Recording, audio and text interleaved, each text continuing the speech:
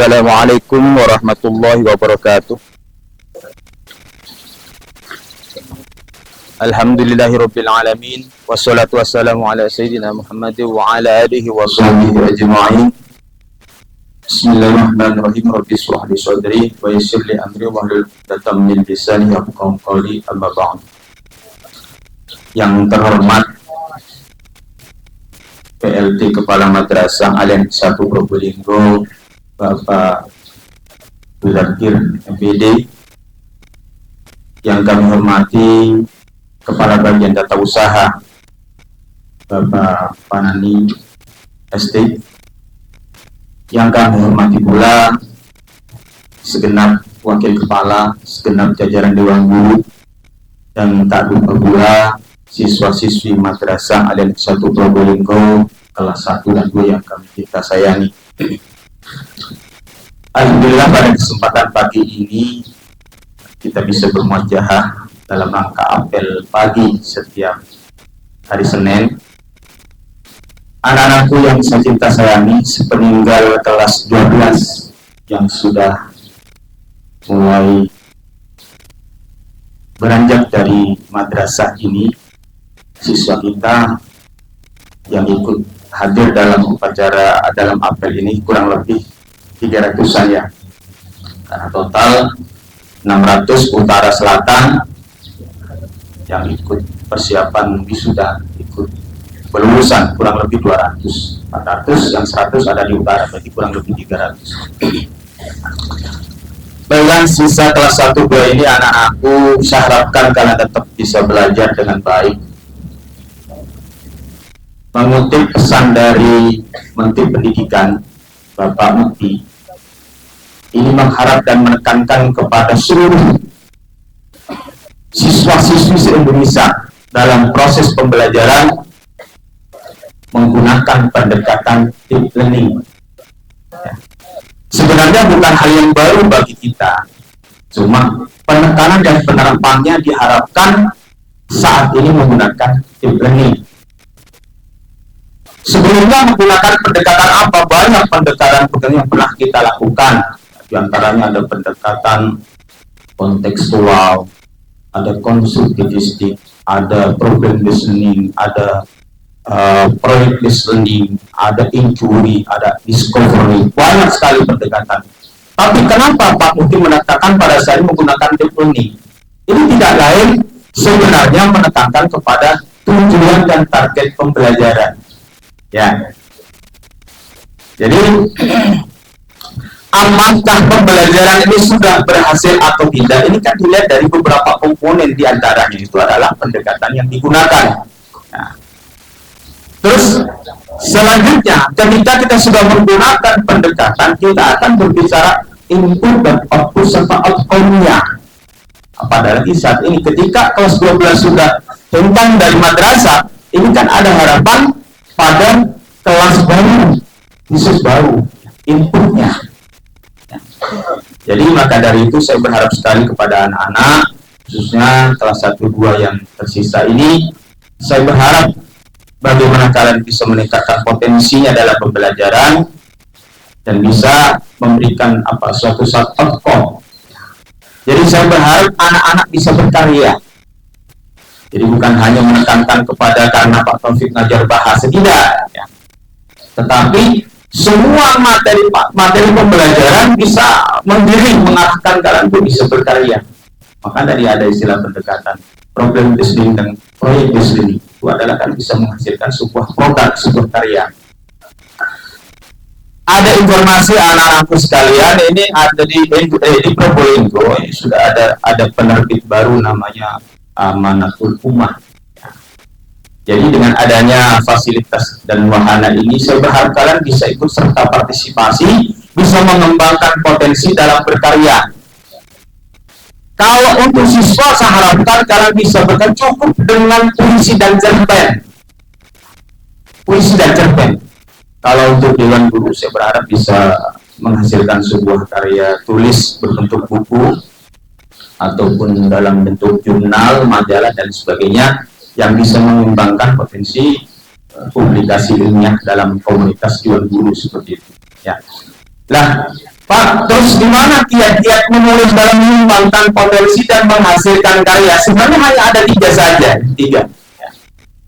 Orang menulis itu ada 3. Kata orang menulis sulit, susah. Kadang kesulitan itu tidak sesusah yang kita bayangkan. Ya. Memang ada 4 potensi yang perlu kalian kenali dalam mengembangkan potensi diri, khususnya yang berhubungan dengan karya. Jadi ada keterampilan mendengarkan, orientasinya menjadi berbicara. Kalau ada keterampilan membaca, orientasinya jadi menulis. Banyak membaca, banyak untuk boleh dibaca, tentunya harus bisa menulis. Banyak yang disimak, banyak didengarkan, tentunya harus bisa berbicara, kan begitu ya? Itu feedback, pengembangan keterampilan. Nah, 3 hal yang saya katakan barusan terkait dengan keterampilan itu dalam menulis, maksudnya dalam menulis yang pertama itu adalah willingness to write. Ya. Dan seorang pakar itu adalah ada kemauan untuk menulis. Yang penting kalian punya kemauan dulu. Ya. Apa susahnya kalau hanya nulis puisi ya? Timbang kalian berimajinasi membayangkan yang bukan-bukan, yang lain yang tidak positif. Ya. Mendingan tadi saya katakan membuat puisi, berimajinasi. Terus membuat cerita-cerita pendek banyak ya. Jadi kan bisa merekam kehidupan di masyarakat, di sekolah, ya. Karena rekam di situ nanti dikembangkan menjadi sebuah karya. Yang kedua adalah ability to write, kemampuan. Jadi orang kalau sudah punya kemampuan, terus punya kemauan, terus punya kemampuan, itu hal yang sudah sangat memberikan orientasi yang sangat kuat untuk menghasilkan sebuah karya. Ya. Kemampuan dalam menulis dari sisi tata bahasa maupun dalam sisi language of mass communication, memahami bahasa media massa, bahasanya media massa seperti itu. Jadi menulis sebenarnya bukan hanya sekedar pada cerpen dan puisi, tapi juga pada sesuatu. Tapi saya berharap untuk kalian, untuk cerpen dan puisi sudah cukup bagus. Untuk artikel mungkin belum mempunyai artikel itu hanya untuk mahasiswa. Nanti kalau kan sudah jadi mahasiswa bisa variasi nulis artikel seperti itu ya. Terus yang ketiga ada motivasi kuat, ada motivasi. Makanya informasi yang disematkan kepada kalian itu merupakan bentuk motivasi kalian agar bisa menulis. Ingat ya, kegagalan guru bahasa seluruh Indonesia ya, kegagalan guru bahasa itu diantaranya ya bahasa Arab, bahasa Inggris, bahasa Indonesia. Itu karena anak-anak belum bisa berbicara dan belum bisa menulis. Bayangkan kalian belajar bahasa Indonesia mulai dari kelas SD, SMP, SMA, sekarang kelas 1, 2. Ya. Jadi menulis apa yang sebuah statement kalimat tidak, tapi menulis yang bisa mewakili gagasan seperti itu ya. Itu yang menjadi orientasi. Maka saya katakan ada wahana dan fasilitas kalian bisa gunakan dengan baik. Nanti Pak, saya masih bingung Pak nulis, kalian bisa undang dari penerbitan tadi ya. Nanti saya fasilitasi, kalian bisa undang dari penerbit Ahmadul Ummah ya. Dan nanti bisa undang datangkan kemari ya, gratis ya, sejauh gratis. Nanti saya wajib ya di penerbit untuk datang kemari untuk berikan pelatihan kepada kalian bagaimana cara menulis yang tepat dan benar dan baik, dan bisa apalagi bisa terima di media massa seperti itu. Jadi di sini menunjukkan banyak yang sudah jadi penulis, diantaranya ada Bapak Fauzi yang situ pernah menulis buku tentang grammar di situ. Ada Ibu Hajar Masuro pernah nulis tentang hadis dalam paradigma remaja di situ. Banyak karya-karya yang lain. Ada Bu Ayu ya, Ibu Lua ya, di situ juga nulis ya tentang mata pelajaran yang diampu.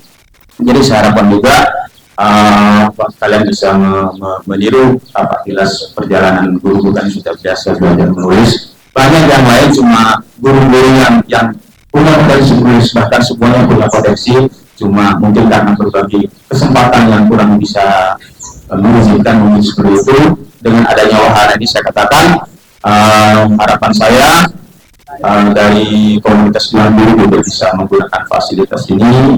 Lebih juga serahkan kepada seluruh siswa, kalian bisa berkarya. Kalau kemarin ada informasi walaupun walaupun belum diberikan, seperti ada rumor bahwa kelas 12 itu disebutkan sumbangsi 1 buku kepada perpustakaan. Ya, tidak wajib, katanya tidak wajib, boleh.